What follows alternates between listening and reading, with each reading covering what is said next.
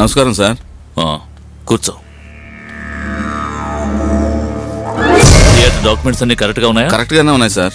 సంతకం పెట్టించొచ్చుగా? పెట్టిద్దాం సార్. సంతకం పెట్టు. ఓయ్ ఆ కళ్ళజోడితే సంతకం పెట్టు. ఇది ఏమైనా న్యాయంగా ఉందా? ఏంటి న్యాయం? నా దగ్గర ఎంత డబ్బు తీసుకున్నావు? 5 లక్షలు తీసుకున్నాను. తీసుకుని ఎన్నాళ్ళైంది? అది జ్ఞాపకం లేదు. ఏంటి జ్ఞాపకం లేదా? 8 సంవత్సరాలు 5 మాసాలు అయింది.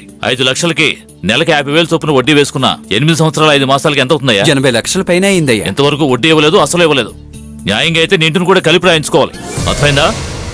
ఇప్పుడు చెప్పు, న్యాయమా కాదా? న్యాయమే. అయితే సంతకం పెట్టు. ఇక్కడ పెట్టండి. ఇక్కడ కూడా. వస్తా.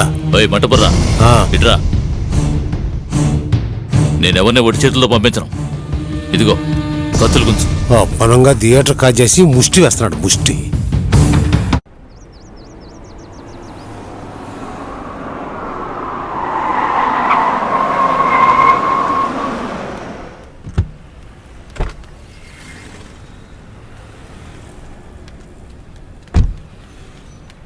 అయ్యా నమస్కారం అయ్యా.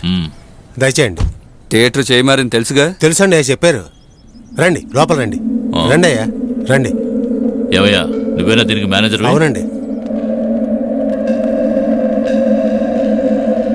ఇదేనండి ఆపరేటర్ రూము. నమస్కారం సార్. దొంగ సీడీలు ఏమీ తీయకండి. అయ్యో అలాంటి తప్పుడు పని చేయనండి. ఏయ్ ఏంటిది? నాన్నగారికి తెలిసిన వాళ్ళు ఎవరైనా చూస్తారు. మీ నాన్నకి తెలియకూడదని ఊరు దాటి 15 కిలోమీటర్లు ట్రావెల్ చేసి సినిమా చూస్తున్నాం. చుట్టూ చీకటి, సినిమా వేశారు. ఇకపైన ఎవరు చూస్తారు? మరీ ఓవర్ చేయకు, టెర్రరిస్ట్ లాగా.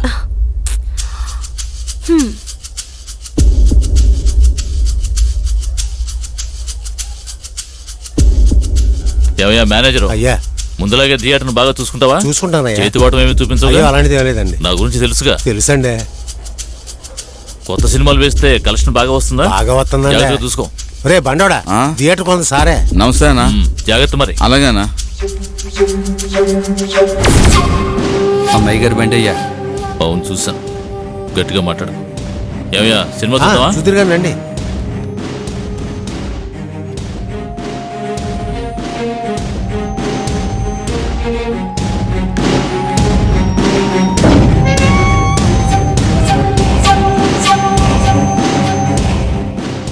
ఫోన్ చేయి.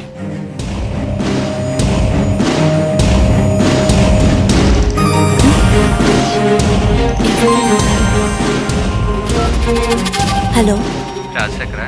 హలో. రాజశేఖరా? రాంగ్ నెంబర్ అండి. ఎవరు? ఏదో రాంగ్ నెంబర్. నాన్నయ్య ఉంటారని భయపడ్డాను. నీకు వేరే పని లేదు, సినిమా చూడు. మళ్ళీ చేయి. మళ్ళీ ఎవరు? అదే నంబర్. హలో రాజశేఖర్? ఎన్నిసార్లు చెప్పాలి రాంగ్ నెంబర్ అని? ఫోన్ పెట్టు.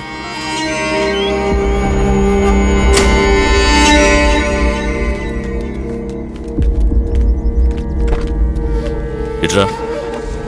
ఆ కుర్రాడు ఎవరో ఏంటో అన్ని వివరాలు కనుక్కో. అలాగే. సరే అయ్యా.